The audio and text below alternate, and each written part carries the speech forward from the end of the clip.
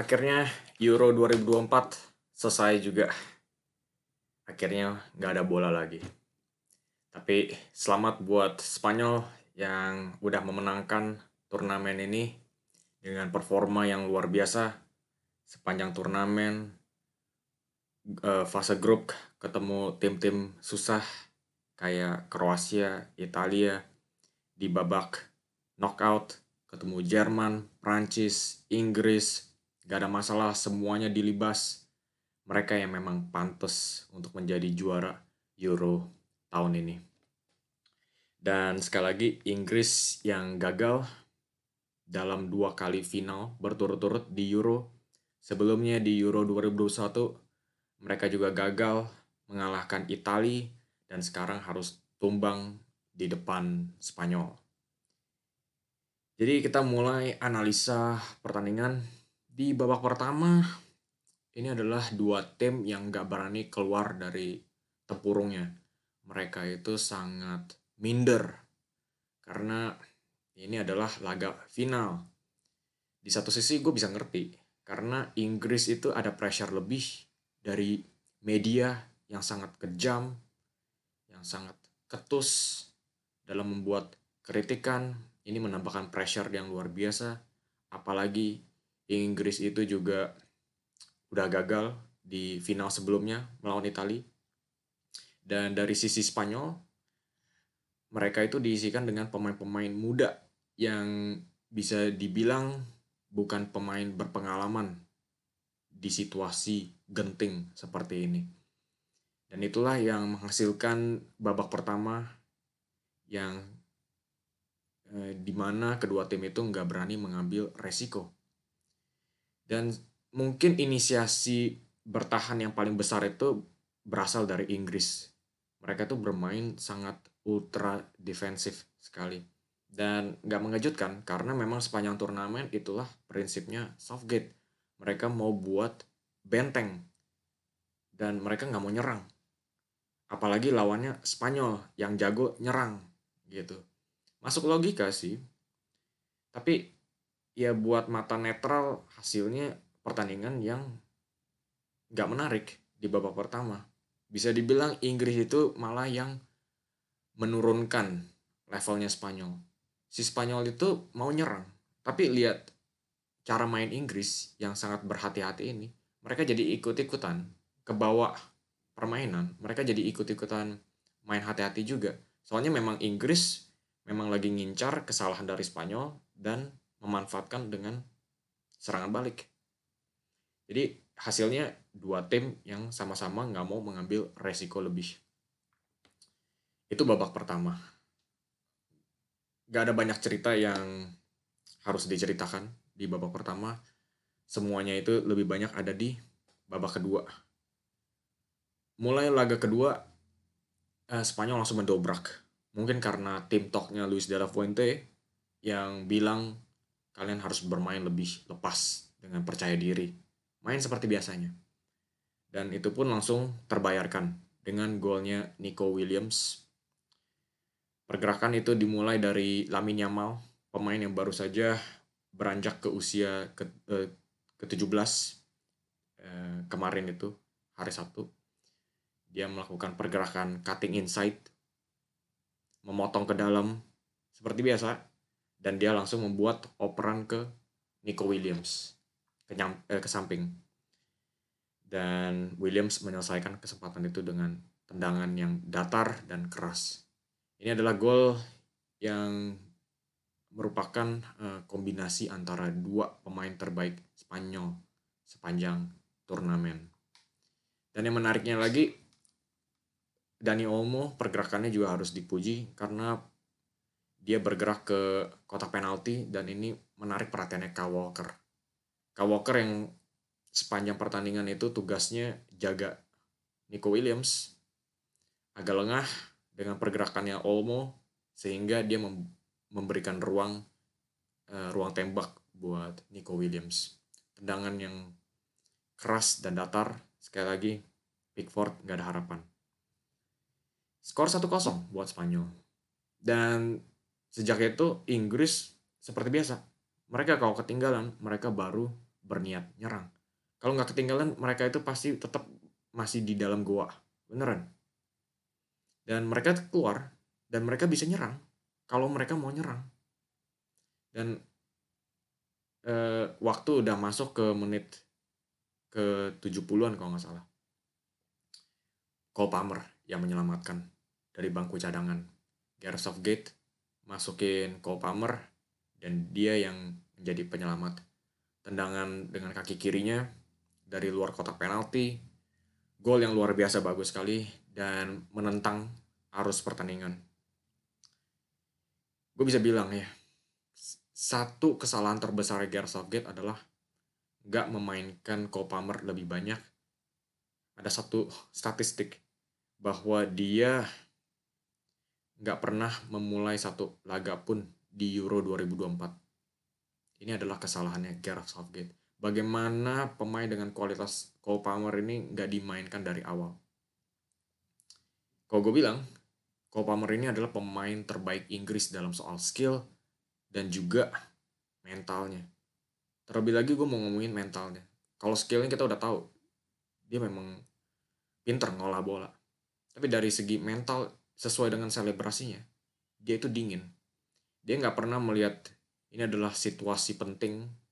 Dia nggak melihat ini adalah laga final. Dia itu di tiap laga kelihatannya dia itu seperti lagi main sama anak-anak TK gitu.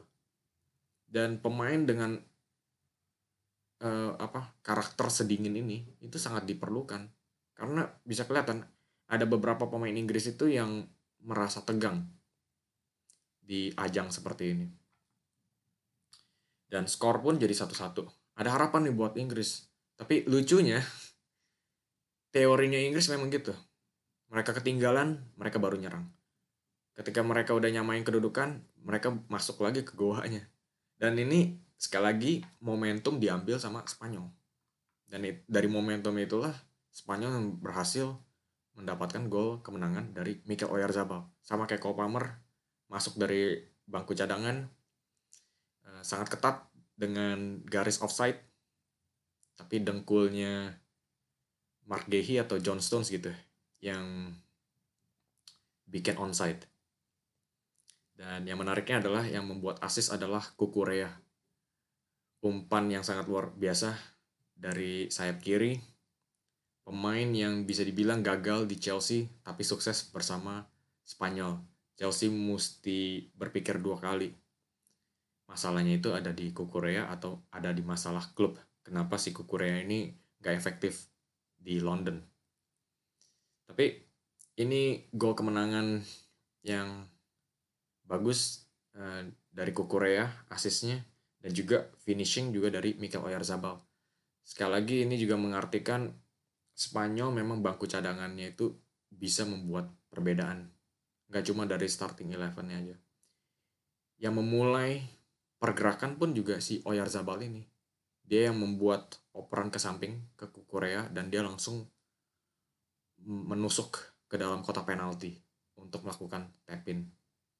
Dan yang cukup menariknya, Oyarzabal ini sebetulnya false nine, bukan striker. Tapi gaya permainannya itu ya dengan cara hold up-nya dan juga langsung buat pergerakan. Udah kayak striker aja. 2-1. Sisa waktu tinggal 5 menit. Dan sebetulnya masih ada waktu buat Inggris untuk menyamakan kedudukan. Untuk memaksakan waktu perpanjangan waktu. Perpanjangan extra time maksudnya. Dan satu kesempatan itu berasal dari tendangan sudut. Sekali lagi dari Cole Palmer. Tendangan sudutnya akurat. Bola datang ke kepalanya Declan Rice. Ditepis sama Unai Simon. Bola jatuh ke Mark Gehi. Ini situasi lagi di dalam kotak penalti. Sundulan dari Mark Gehi berhasil di-clear sama Dani Olmo pas di garis. Bola reboundnya datang lagi ke Declan Rice. Sundulannya akhirnya harus terbang ke atas mistar gawang. Ada 3 sundulan berturut-turut dari Inggris, tapi nggak ada yang masuk ke gawangnya Spanyol.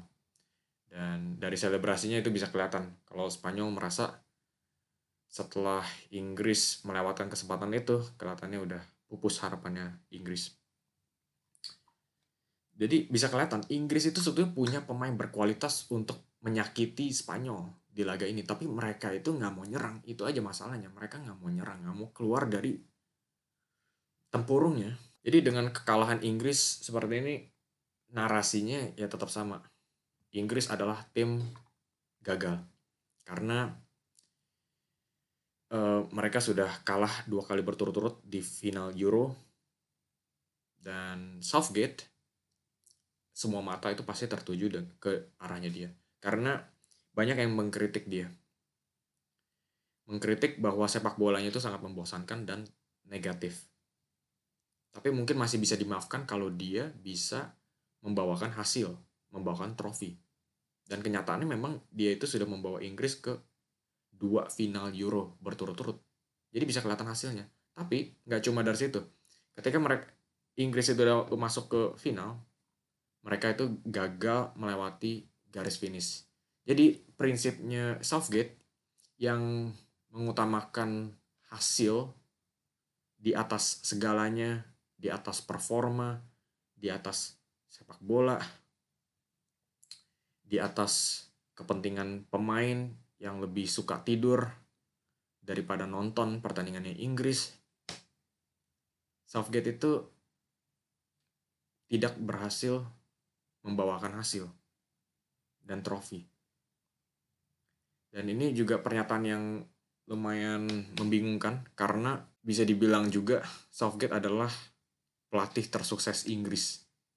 Gak ada pelatih Inggris yang sesukses ini sih kalau gue bilang ya. Yang konsisten bisa bawa Inggris ke semifinal, semifinal Piala Dunia 2018, 2 kali final di Euro. Tapi ya itu kenyataannya Southgate itu mungkin bisa dibilang nggak pantas ya jadi pelatih Inggris. Soalnya mereka itu memainkan sepak bola yang buruk dan negatif. Sebetulnya masih bisa dimaafkan kalau ada hasilnya, tapi kenyataannya mereka masih belum bisa membawa trofi. Dan gambaran kegagalannya Inggris ini sebetulnya bisa digambarkan oleh Harry Kane. Yang sekali lagi gagal meraih trofi satupun. Ceritanya Harry Kane ini memang apes banget ya, mengenaskan. Soalnya sepanjang karir dia masih belum dapetin 1 trofi pun. Bersama Spurs, bersama Inggris. Dan Dani Olmo pun juga gesek-gesek lukanya si Kane ini sebelum laga. Dia bilang, soalnya di musim lalu Kane bersama Bayern itu ketemu RB Leipzig di German Super Cup. Tapi gagal. Kalah karena hat-tricknya Dani Olmo. Dan si Olmo masih ada 1 pesan terakhir. Dia bilang, tugas gue buat menunda kedatangan trofi ke hidupnya Harry Kane itu masih belum selesai. Karena masih ada laga final Euro. Dan itu pun yang terjadi. Olmo yang keluar sebagai pemenang dan Harry Kane yang keluar sebagai pecundang. Begitulah istilahnya.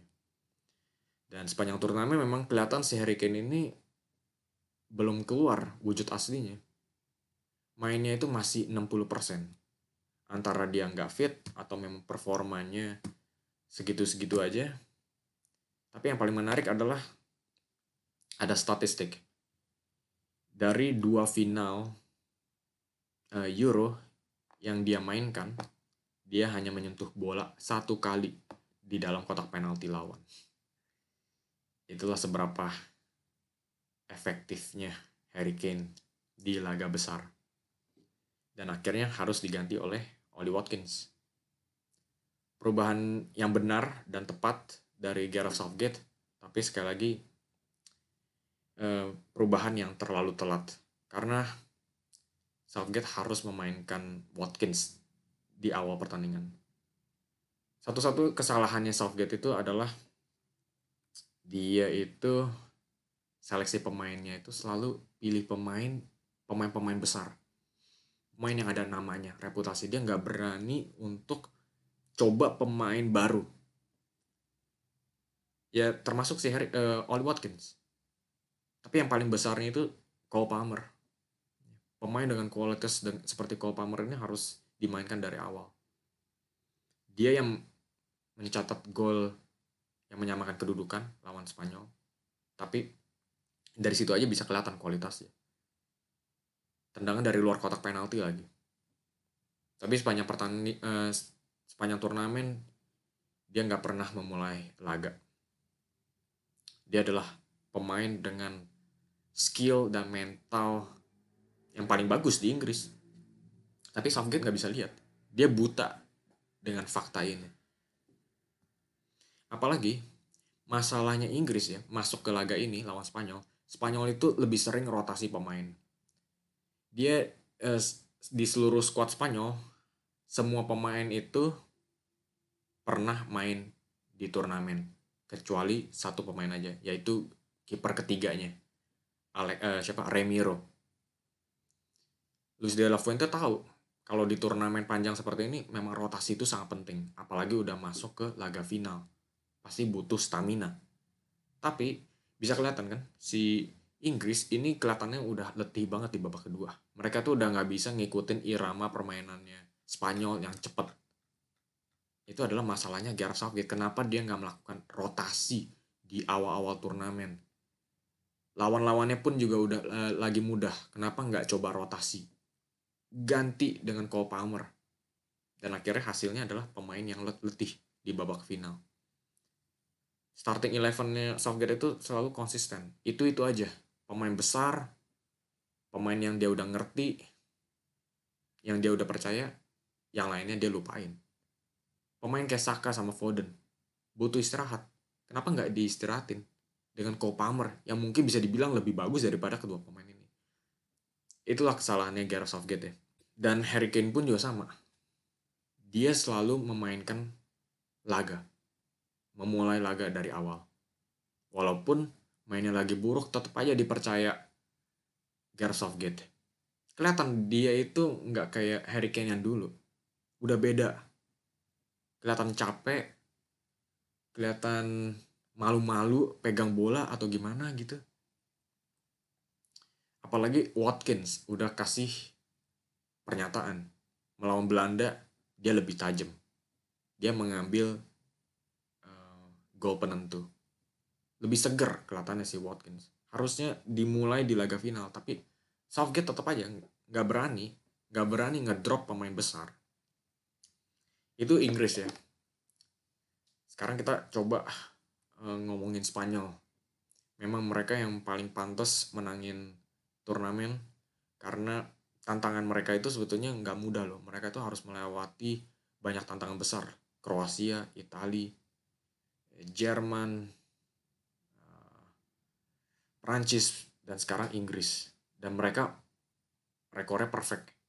7 kemenangan dari 7 laga sepanjang turnamen. Dan mereka berhasil menghasilkan 15 gol. Sepak bolanya luar biasa. Ini adalah kemenangan buat Spanyol dan juga kemenangan buat sepak bola. Sangat beda dengan Inggris. Inggris itu kalau berhasil juara turnamen ini nggak pantas. Soalnya mereka dapat undian lawan yang jauh lebih mudah daripada Spanyol. Mainnya buruk. Kalau Inggris menang, dunia harusnya kiamat sih. Dan kita harus memuji De La Fuente ya. Satu-satunya keunggulannya Spanyol adalah De La Fuente dan juga para pemainnya. De La Fuente itu saling mengerti dengan pemainnya. Dia mengerti gaya bermain pemain-pemain yang dia seleksi. Pemain-pemain yang dia seleksi juga ngerti. Karena De La Fuente itu adalah pelatih timnas mudanya Spanyol. Jadi pemain-pemain seniornya Spanyol ini dulu pas lagi di akademinya itu dilatih oleh De La Fuente. Dan De La Fuente pun juga sukses ya memenangkan beberapa trofi bersama tim mudanya ini. Jadi chemistry antara pelatih dan juga para pemain yang udah saling ngerti taktik gaya bermainnya ini krusial banget. Soalnya di turnamen Euro 2024 sedikit waktu yang dikasih untuk mempersiapkan diri dari transisi dari klub ke negara. Gaya bermainnya itu kecil banget. Nah, buat Spanyol, mereka masuk ke markas mereka tuh udah ngerti maunya si De La Fuente itu apa. dan De La Fuente udah tahu ciri khas pemain-pemainnya. Jadi bisa dibilang ini adalah keunggulannya Spanyol di antara tim-tim lainnya. Dan yang mendapatkan penghargaan best player, pemain terbaik sepanjang turnamen, nggak bisa diragukan lagi adalah Rodri. Ini pemain memang ada di mana-mana tiap kali dia bermain. Ada satu tembakan dari Harry Kane kalau nggak salah di dalam kotak penalti. Kelihatannya dia udah ada ruang tembak, tinggal tembak ke arahnya Unai Simon, tapi tiba-tiba disikat oleh Rodri. Dia berhasil ngeblok bola. Perannya tuh sangat penting banget ya, jadi tameng. Soalnya Spanyol itu memang bermainnya tuh sangat menyerang dan butuh tameng yang bisa menyeimbangkan gaya permainannya Spanyol yang agresif ini. Dan di babak kedua dia diganti oleh Martin Zubimendi karena masalah cedera. Dan gue liatnya, wah ini masalah besar ya buat Spanyol. Tapi ternyata si Zubimendi mainnya bagus juga sih. Cakep juga dia. Gaya bermainnya si Rodri itu ya, CDM, kayak Busquets.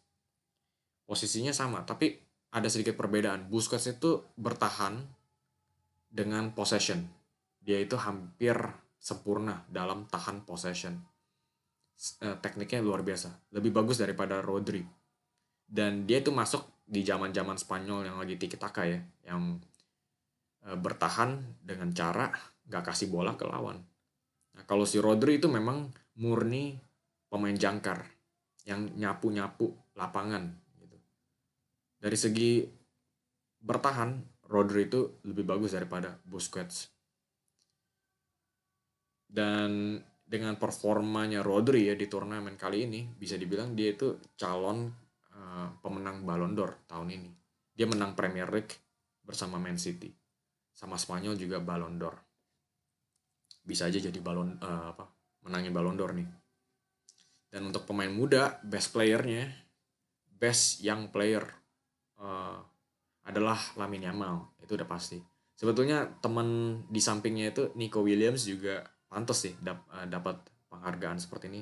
Mainnya sama bagus, malah golnya Nico lebih banyak daripada Yamal ya di turnamen kali ini. Tapi mungkin ceritanya Yamal itu lebih beredar kemana-mana. Berita bahwa dia itu baru saja masuk ke usia 17 tahun sebelum final. Dia masih belajar buat ujian sepanjang turnamen. Terus juga ada main games yang dibuat-buat oleh Rabiot. Dan dia sama sekali nggak kemakan dengan main games itu. Dia membuat gol spektakuler melawan Prancis. Semuanya itu udah menunjukkan ke Yamal sebagai pemain muda terbaik turnamen.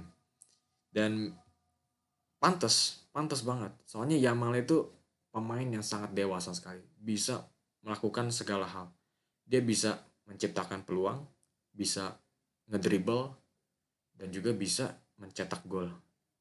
Komplit sekali. Dan kita harus ingat, umurnya masih 17 tahun. Dan kenapa gue bilang dia dewasa ya? Biasanya pemain dengan skill individu seperti Yamal, dia itu sering mencoba untuk lawan satu dengan defender lawan. Kalau gagal, frustrasi, coba lagi. Tapi si Yamal ini kalau dia gagal, dia lebih tenang. Dia nggak coba maksain situasi. Kalau dia kelihatannya nggak bisa nembus nih dengan dribblenya, dia bakal oper bola ke samping atau dia coba buat kasih through ball ke depan. Gaya permainannya itu lebih nggak monoton, gitu aja sih. Dan maka dari itu dia itu jarang kehilangan bola.